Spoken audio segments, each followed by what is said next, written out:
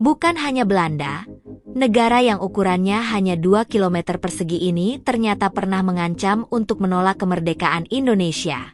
Sebelum kita bahas negara apa itu, ada yang ingat kenapa pada tahun 1945 Belanda menolak kemerdekaan Indonesia? Ada beberapa alasan kenapa Belanda bersikeras mempertahankan kekuasaannya di Indonesia. Pertama, Belanda merasa Indonesia adalah milik mereka setelah berabad-abad menjajah. Belanda sudah menganggap Indonesia sebagai bagian dari wilayah kekuasaannya. Belanda tidak mau begitu saja melepaskan kekayaan alam yang melimpah di Indonesia. Kedua, karena adanya tekanan dari pihak lain. Saat itu, dunia sedang dalam kondisi yang tidak stabil setelah Perang Dunia Kedua. Banyak negara Eropa yang juga kehilangan koloninya. Belanda berharap dengan mempertahankan Indonesia, mereka bisa mendapatkan dukungan dari negara-negara lain yang memiliki kepentingan yang sama. Ketiga, karena Belanda ingin mengembalikan keadaan seperti semula setelah Jepang menyerah. Belanda melihat ini sebagai kesempatan untuk kembali menjajah Indonesia. Mereka ingin mengembalikan sistem kolonial yang sudah berjalan selama bertahun-tahun. Karena alasan-alasan itulah, Belanda melakukan agresi militer pertama dan kedua untuk mencoba merebut kembali Indonesia.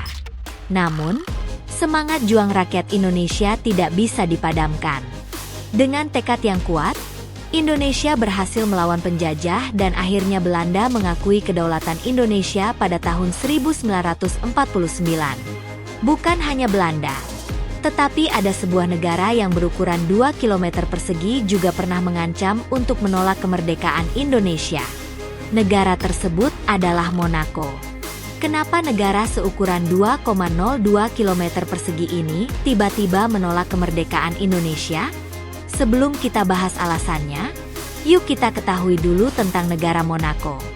Kalau dilihat dari peta, Monaco seperti sebuah semenanjung kecil yang menjorok ke laut. Negara ini berbatasan langsung dengan Prancis di 3 sisinya.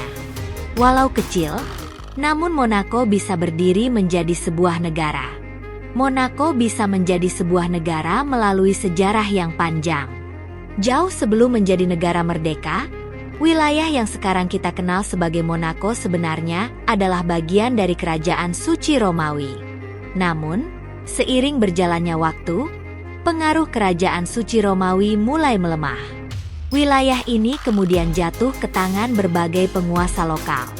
Salah satu periode paling penting dalam sejarah Monaco adalah ketika wilayah ini menjadi bagian dari Republik Genoa, sebuah kota negara maritim yang sangat kuat di Laut Mediterania. Genoa dengan armada lautnya yang tangguh, menjadikan Monaco sebagai salah satu pos penting dalam jaringan perdagangan mereka. Monaco pun berkembang menjadi sebuah benteng yang kokoh untuk melindungi kepentingan Genoa di wilayah tersebut. Keluarga Grimaldi, yang berasal dari Genoa, kemudian berhasil menguasai Monaco dan menjadi dinasti yang memerintah mulai abad ke-13 hingga saat ini, yaitu sekitar 8 abad. Selama berabad-abad, keluarga Grimaldi seringkali harus berganti-ganti aliansi untuk mempertahankan kekuasaannya. Mereka pernah menjadi sekutu Prancis, Spanyol, dan bahkan Kerajaan Sardinia. Pergantian aliansi ini dipengaruhi oleh berbagai faktor, seperti situasi politik di Eropa, kekuatan militer negara-negara tetangga, dan juga kepentingan ekonomi Monaco. Lalu, apa hubungannya dengan negara Indonesia? Kalau kita lihat, Monaco dan Indonesia punya kemiripan, yaitu pada bendera negaranya. Bendera Indonesia dengan Monaco memiliki warna yang sama, yaitu merah dan putih. Warna ini pun sama-sama disusun secara horizontal, yang di atas berwarna merah dan yang di bawah berwarna putih. Yang membuat berbeda itu hanya ukuran dan warna merahnya saja.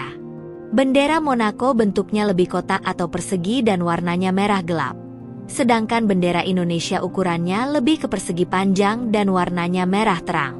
Apakah hanya karena bendera negara, Monaco menolak kemerdekaan Indonesia? Bukan semata-mata karena bendera yang mirip Monaco mengancam untuk menolak kemerdekaan Indonesia. Monaco merasa bahwa warna merah dan putih sudah lama menjadi identitas mereka, khususnya keluarga Grimaldi yang telah menggunakan warna tersebut sebagai simbol sejak dulu.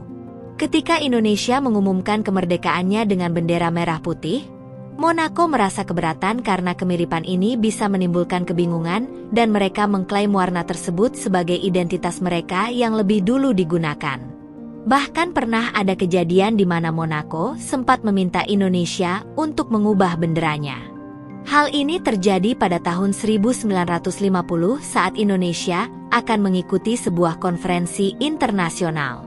Monaco merasa bahwa kemiripan kedua bendera bisa menimbulkan kebingungan.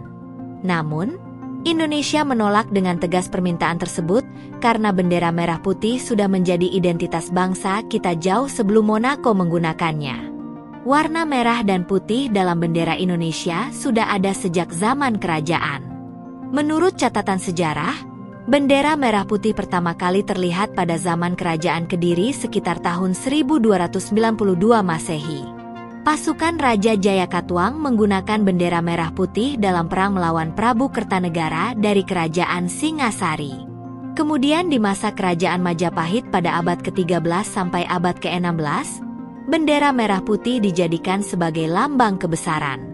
Empu Prapanca dalam kitab Negara Kertagama menuliskan bahwa simbol warna merah dan putih selalu terlihat di setiap upacara kebesaran Prabu Hayam Wuruk sejak tahun 1350 Masehi sampai tahun 1389 Masehi. Selain di tanah Jawa, bendera merah putih juga pernah dipakai di tanah Batak oleh Raja Sisingamangaraja IX. Beliau menggunakan warna merah putih sebagai bendera perang yang di tengahnya terdapat gambar pedang kembar berwarna putih dengan dasar merah menyala. Dari sejarah ini bisa kita lihat bahwa warna merah dan putih sudah sejak lama digunakan di Indonesia, bahkan jauh sebelum negara Monaco menggunakannya. Jadi bisa dibilang bahwa bendera merah putih yang kita kibarkan saat ini memiliki akar sejarah yang sangat dalam dan kuat. Melihat bukti-bukti sejarah ini, Monaco akhirnya mengatakan bahwa alasan kita cukup kuat untuk memakai bendera merah dan putih. Sehingga, karena itu Monaco tidak jadi menuntut Indonesia terkait kesamaan warna bendera. Maka, Monaco dan Indonesia pun sama-sama memakai bendera merah putih yang membedakannya hanya di ukuran bendera dan warna merahnya. Kemudian kedua bendera ini memiliki identitas dan sejarah yang berbeda dan tetap berkibar di langit masing-masing negara.